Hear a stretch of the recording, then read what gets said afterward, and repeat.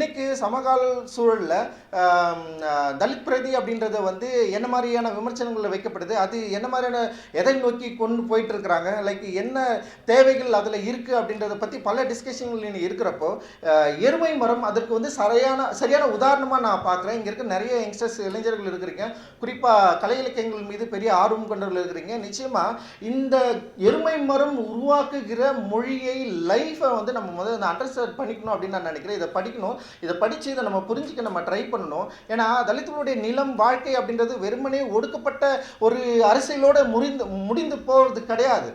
அதுக்குள்ள பல வாழ்க்கை இருக்குது, பல சந்தோஷமான தருணங்கள் இருக்குது, அவ்வளவு கொண்டாட்டங்கள் இருக்குது, அவ்வளவு வீரம் சுரிந்த கதைகள் இருக்குது, அவ்வளவு ஃபைட் இருக்குது, அவ்வளவு காதல்கள் இருக்குது. இந்த காதல்களையும் கொண்டாட்டங்களையும் மகிழ்ச்சியும் வந்து நம்ம இன்னும் அதிகமாக பேச வேண்டிய தேவை இருக்குது. ஏன்னா ஒரு வாழ்க்கை என்பது ஒரு கோடோடு முடிஞ்சிறது கிடையாது. வெறும் தலித் லைஃப் அப்படின்றது வந்து எல்லாமே என்ன பண்ணுறாங்கன்னா ஒரு சின்ன ஸ்டீரியோடைப்பில் சுருக்கி நமக்கு என்ன ஆயிடுச்சு, நம்மளோட விஷனே இப்படி ஆயிடுச்சு. தலித் பிரதினா இப்படி தான் எழுதணும், நம்ம இப்படி தான் யோசிக்கணும், இப்படி தான் இருக்கணும்னு சொல்லிட்டு நமக்கு வந்து நம்முடைய அந்த விஷனே ரொம்ப சுருக்கி ஒரு கோடாக மாற்றிட்டாங்க. அதை பிரேக் பண்ணுறதுக்கு வந்து நம்ம அதை பிரேக் பண்ண தான் நம்ம ட்ரை பண்ணிட்டே இருக்கிறோம். அந்த பிரேக்கிங்கை எருமை மரம் வந்து மிக அற்புதமாக அநாயசமாக செய்கிறது.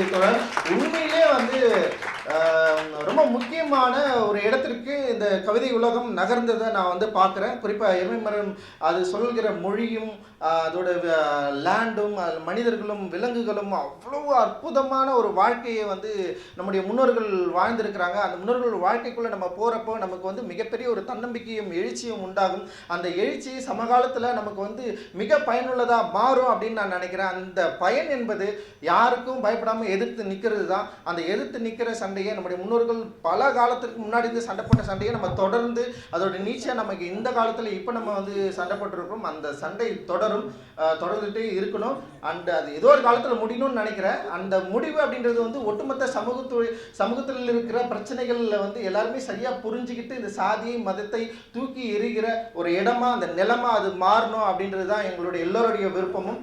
இந்த ரொம்ப மகிழ்ச்சி இந்த நிகழ்வுக்கு ஒத்துழைத்து அண்ணா வர சம்மதிச்சு அண்ட் அவர் வந்து இங்கே இருக்கிறது வந்து எங்களுக்கு மிகப்பெரிய பெருமை. ரொம்ப நன்றி தான். அந்த மௌனன் யாத்திரிகன் அவர்களுக்கு என்னுடைய வாழ்த்துக்கள். நீங்கள் தொடர்ந்து வேலையை செய்யணும். மகிழ்ச்சி. நன்றி.